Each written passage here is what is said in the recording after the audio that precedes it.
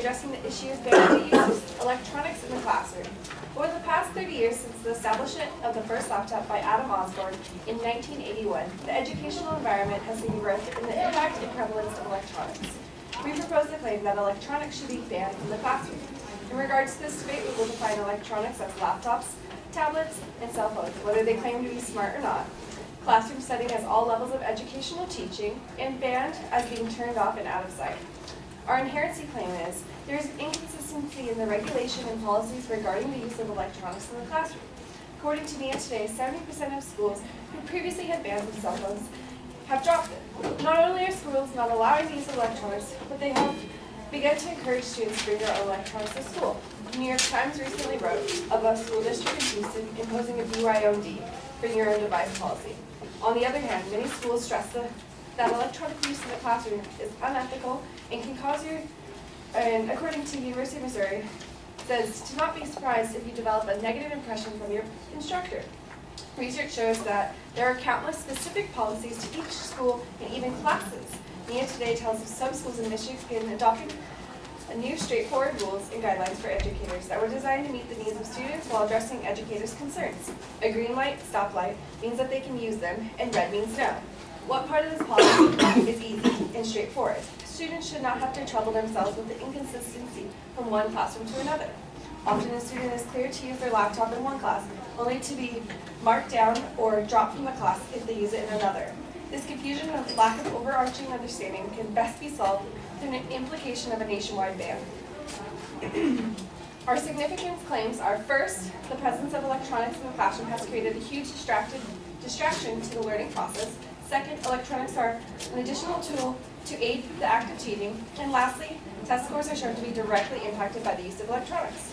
To begin, electronics create a distraction from the learning process. Think of the times in which you were distracted from a class. I can recall moments in which I lose focus due to the sound of a fellow classmate's phone going off, or even a message popping up on my own personal laptop, taunting me away from my note-taking. A study done in 2012 by Pothurst reports nearly 77% of students are distracted during class. Pothurst goes on to explain that these distractions are not necessarily limiting to phone calls, but also texting, browsing, checking emails, and so forth.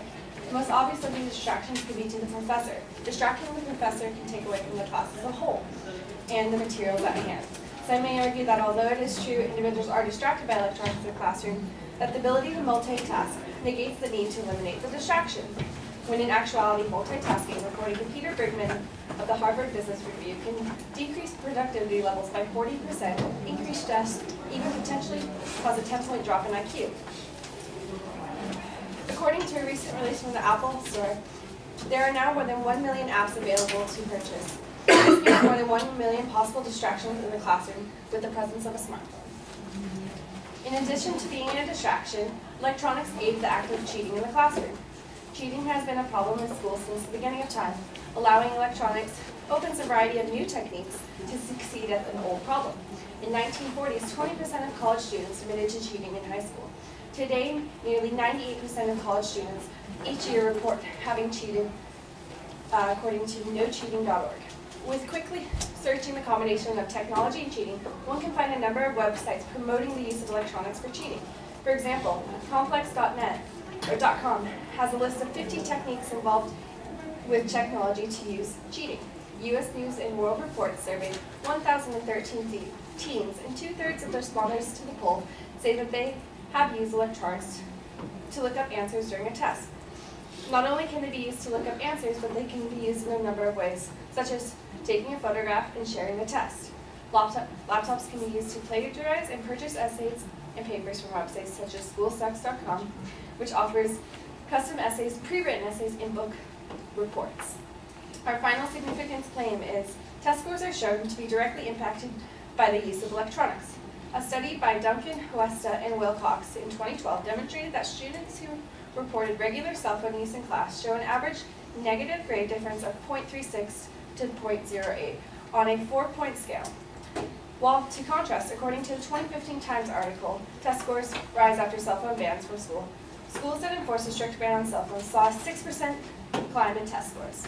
The statistics do not lie. Banning electronics would assist in boosting test scores. Our solvency claim states, prior to the boom of technology, there were strict enforcements of the policy against electronics in the classroom.